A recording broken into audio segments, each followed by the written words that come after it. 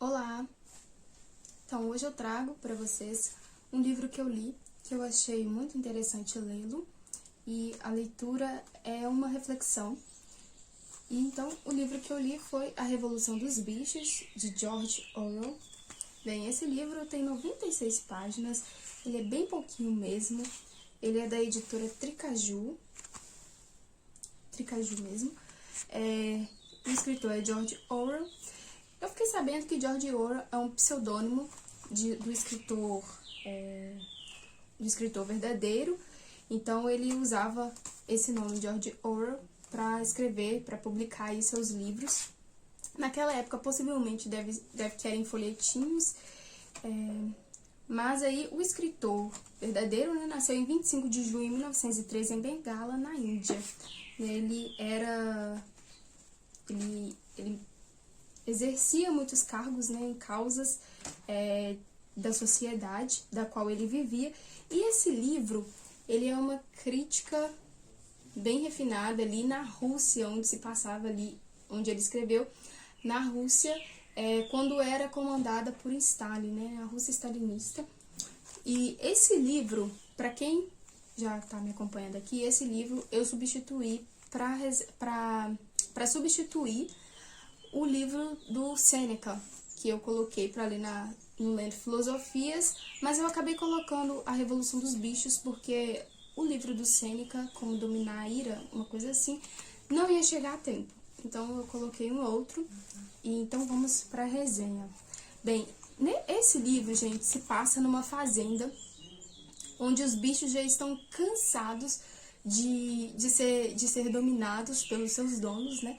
Na fazenda tem um dono que chama-se Jones, e esse Jones, né, como qualquer outro proprietário de gado, de leite, de vaca, de ovelha, de qualquer proprietário, eles visam lucro, né? Então eles são capitalistas, então eles querem que a galinha bote ovo, eles querem que a vaca dê mais leite, e quanto mais litros de leite ela produzir, mais será o lucro daquela fazenda. Mais leites daquela fazenda vai estar circulando pela cidade, pelo estado, pelo mundo. E os porcos, né? Então, os fazendeiros que cultivam também porcos querem mais suínos para dar resultado para a fazenda, mais dinheiro.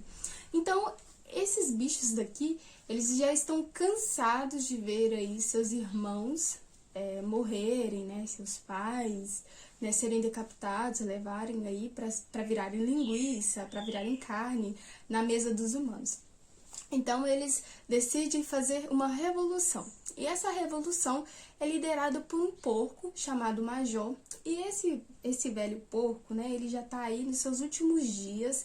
Então ele que vai dar a abertura aí para esse pessoal se rebelar contra o fazendeiro e seus empregados, e também contra a senhora Jones, que era a esposa do senhor Jones. Então, na fazenda onde eles viviam, eles se reúnem para uma reunião. E esse velho porco, chamado Major, ele lidera essa tal reunião e ele vai encher de força ali todos aqueles animais. Todos os animais da fazenda comparecem, né? Então, gato, cachorro, porco, todos os animais daquela fazenda, eles se reúnem lá e são...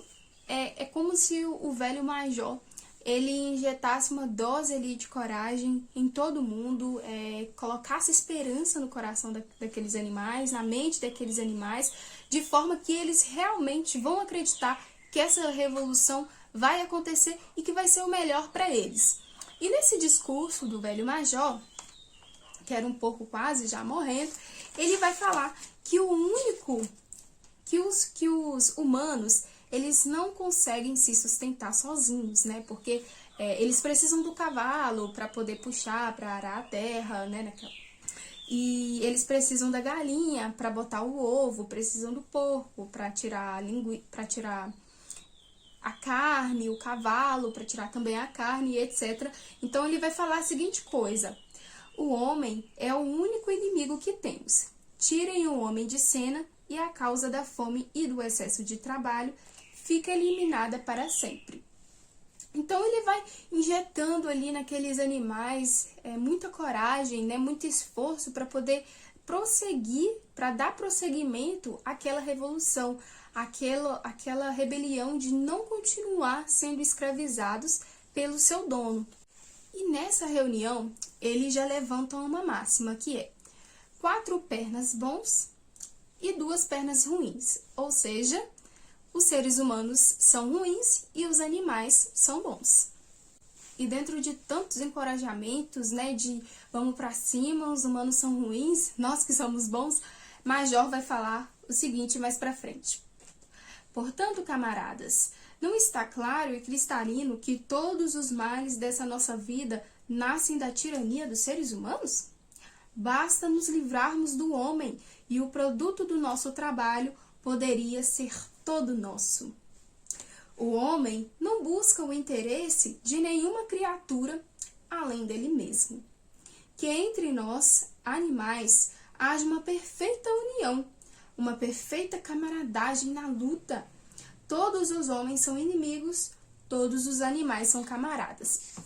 E aí, depois de essas palavras de encorajamento, eles cantam um hino que é sagrado para eles, então todas as reuniões eles vão cantar esse hino. E depois dessa reunião, ela ter se findado, 3 dias depois, o seu major, ele faleceu. Então, os outros porcos, os outros animais, eles começaram a ainda ter esse pensamento da revolução. E depois de um tempinho, eles criaram alguns mandamentos, e que esses mandamentos foram colocados lá na fazenda, onde eles sempre reuniam, no local onde eles se reuniam, alguns mandamentos. São 7 mandamentos que não poderia ser desfeito de forma alguma, e que isso seria por base para eles poderem sobreviver. Os 7 mandamentos são eles: o que anda em 2 pernas é inimigo, o que anda em 4 pernas ou tem asas é amigo, nenhum animal deve usar roupa, nenhum animal deve dormir em cama, nenhum animal deve beber álcool, nenhum animal deve matar nenhum outro animal.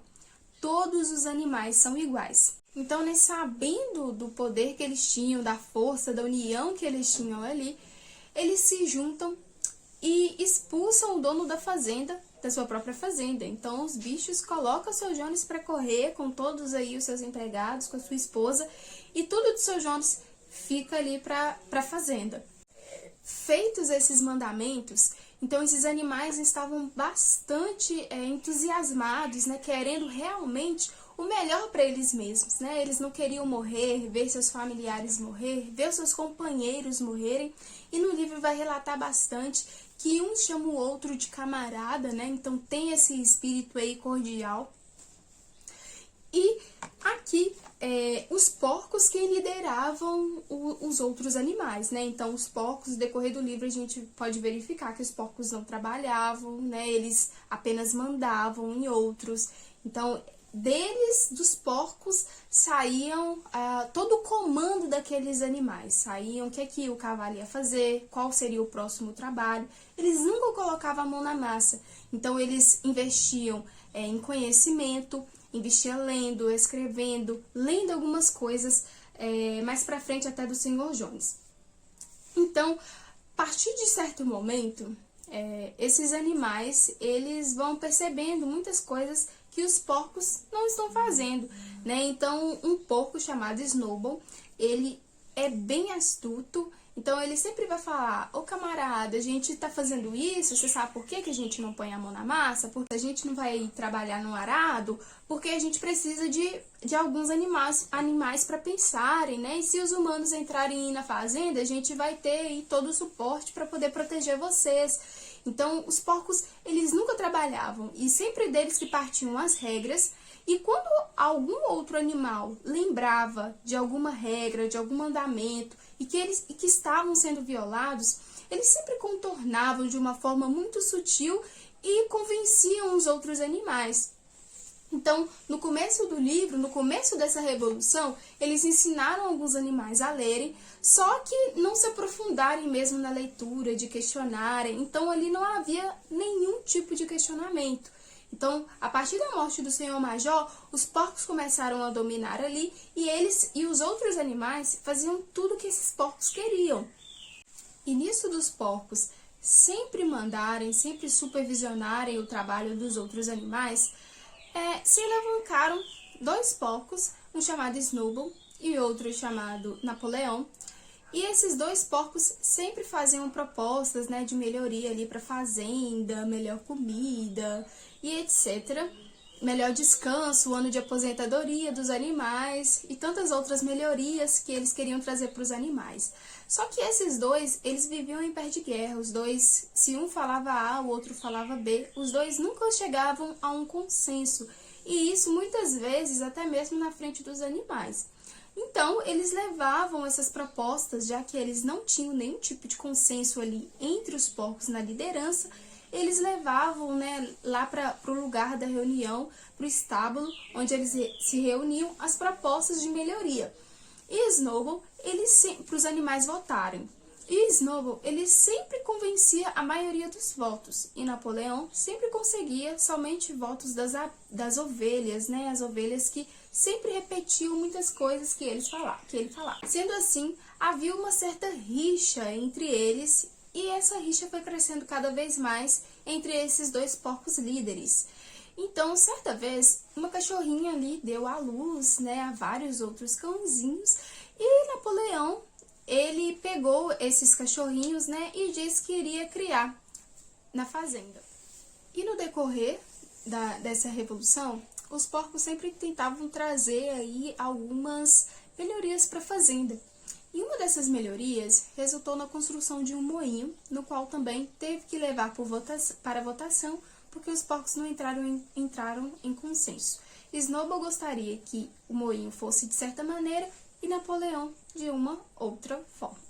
Então, nessa tal votação, eles foram até verificar a respeito desse moinho, como que ele iria ser e etc. Fizeram votação, Napoleão perde novamente os votos para Snowball, só que dessa vez aconteceu algo muito diferente.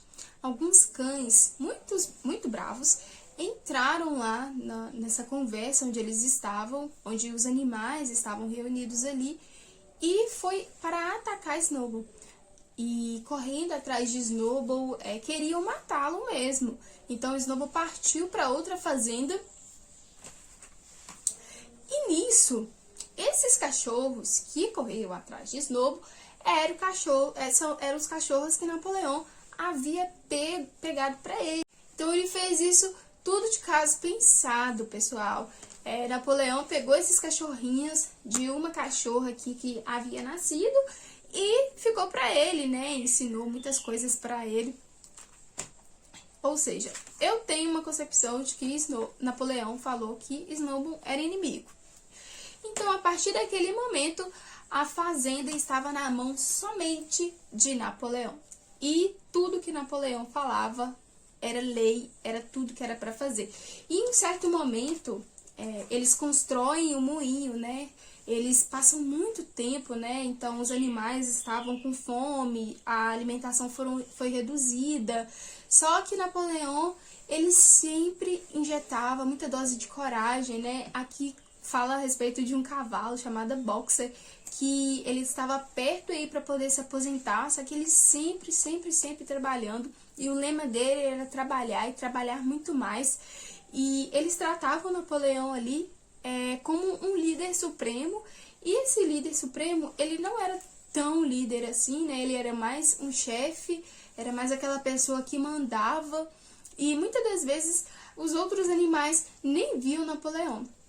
Porque então Napoleão já vivia somente no escritório do seu antigo dono, do senhor Jones, e usava caneta, escrevia, lia. Então aí a gente já pode verificar que eles infringem muitos mandamentos, do qual a princípio eles haviam aprovado e haviam dito que aquilo ali seria base, né? Seria o cerne de todas as coisas para eles prosseguirem com essa revolução. Então, no decorrer do livro, eles vão infringir muitas regras desse mandamento. E com aquela liderança autoritária de uma só palavra, né, de infringir todos aqueles mandamentos, alguns animais ficaram muito chateados, né, alguns até, uma mesma até se arrependeu dessa tal revolução, porque não era esse tipo de revolução que eles gostariam para a fazenda.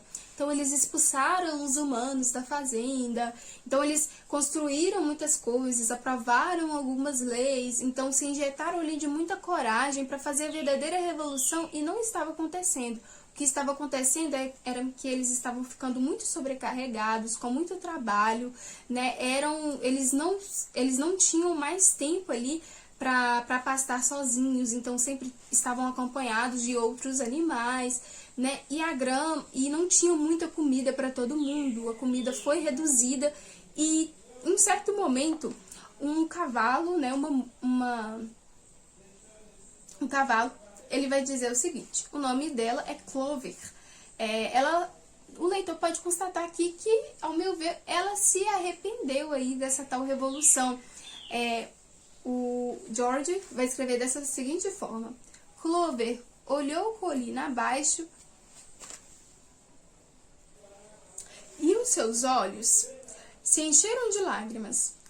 Se ela pudesse verbalizar seus pensamentos, diria que não era aquilo que todos tinham em mente quando antes haviam se mobilizado para derrubar a raça humana. Aquelas cenas de terror e massacre não eram o que ensinavam conquistar na noite em que o velho major pela primeira vez os incitou a se rebelar. Ela mesma, se tivesse formado alguma imagem do futuro, seria de uma sociedade de animais livres da fome e do chicote, todos iguais, cada um trabalhando segundo sua capacidade, os fortes protegendo os fracos, como ela havia protegido os patinhos órfãos com a pata dianteira na noite em que o velho major discursara.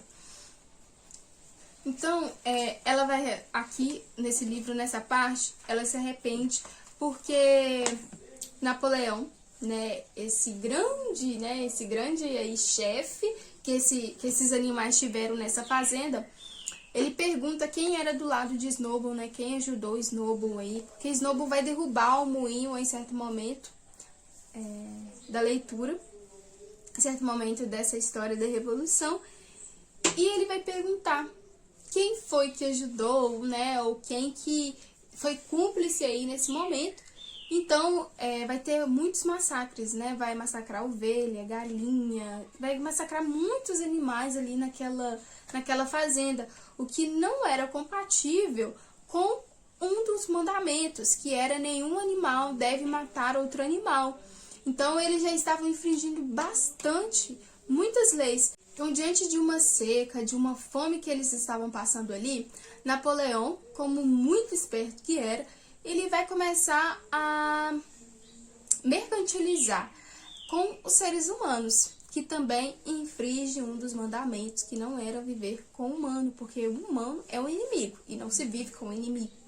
Então ele vai acabar vendendo algumas tábuas, né, para os seres humanos, e alguns dos animais eles vão questionar aí o Napoleão por que ele estava, né, fazendo ali com seres humanos, conversando, mercantilizando com eles, né? Só que Napoleão, ele é bem astuto. Então, se você, ele é daquele tipo, se você não faz o que ele fala, né, ou você fica do meu lado ou você é meu inimigo. A liderança dele seguia dessa forma. Então, ele sempre convencia os animais de que tudo que ele fazia era para o bem dos próprios animais, o que nem sempre era verdadeiro, né? Era uma liderança muito vaga. E, infelizmente, os animais eles não conseguiam verbalizar ali o que eles sentiam, o que eles pensavam, né? Não conseguiam se posicionar. Ao contrário, não conseguiam se posicionar. E nessas indas e vindas dos seres humanos, a fazenda aí dos animais,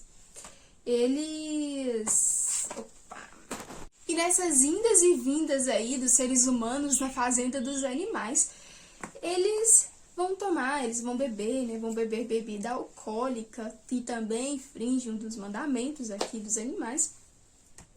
E eles, nesse momento, né, eles sentam na mesa, o que infringe também a lei. Eles usam ternos, né? Napoleão vai usar ternos, né? Com os seres humanos. E vai ter uma frase, né? Um pensamento aqui que eu achei muito, assim, muito interessante. Porque a Clover, que é um cavalo aqui, ela vai olhar na mesa em que eles se sentaram, os homens e os porcos, e esses animais, eles não vão distinguir quem são animais e quem são porcos, porque são tão parecidos na forma de falar, de se vestir, como que eles estão, até mesmo sentados, então não vai ter como distinguir. Então eles estavam numa perfeita rua sem saída, então eles tinham que trabalhar, tinham que fazer tudo o que os porcos mandavam, e não tinha nenhum retorno. E o cavalo, o boxer, que sempre tinha em mente que trabalhar e sempre trabalhar mais, era o lema dele, que deveria ser de todos os outros animais, quando ele foi ficando mais velho, né, ele foi se desgastando, foi se desidratando, né, passando fome de tanto trabalhar, ele acabou ficando muito fraco. E nisso dele ficar fraco, Napoleão e os outros porcos chamam um caminhão, do qual ele vai falar que é um veterinário, mas na verdade é um abatedor de animais. Então Napoleão foi levado para nunca mais ser visto. Os animais não estavam satisfeitos com aquilo, né? Ficaram muito, muito tristes por conta de seu companheiro, né? De seu camarada, boxer, ter sido levado. Só que eles não tinham como se posicionar ali naquele momento, né? A fazenda era fechada. Então, pessoal, é um livro bastante reflexivo, né, sobre a sociedade, sobre política. Eu achei os porcos bem hipócritas, porque a princípio o sentimento de revolução era até bom, né? Mas com o passar do tempo, eles aproveitaram da fragilidade dos outros animais, deles não poderem argumentar, deles não terem essa atitude de questionar, né, e de segurar, de querer mesmo respostas justas. Então eu achei de uma grande hipocrisia desses porcos, né, dessa liderança. Então eu acho que o leitor, lendo esse livro, ele consegue tirar, na verdade, extrair muitas coisas que têm acontecido no nosso mundo. Então, é uma reflexão mesmo, né, desses porcos que queriam liberdade, desses animais, né, que precisavam de liberdade, queriam melhorias, mas que só trouxe para si destruição, que só trouxeram para si coisas ruins. Então, eu recomendo essa leitura, eu achei que foi proveitosa, deu para tirar alguns aperitivos da nossa sociedade. Esse escritor, ele sempre demonstra de uma forma muito imparcial em relação às falas dos animais. Então leiam esse livro, gente, vocês vão ter muito melhor uma visão aí sobre o mundo de liderança, de política, do que o mundo inteiro está vivendo. Recomendo.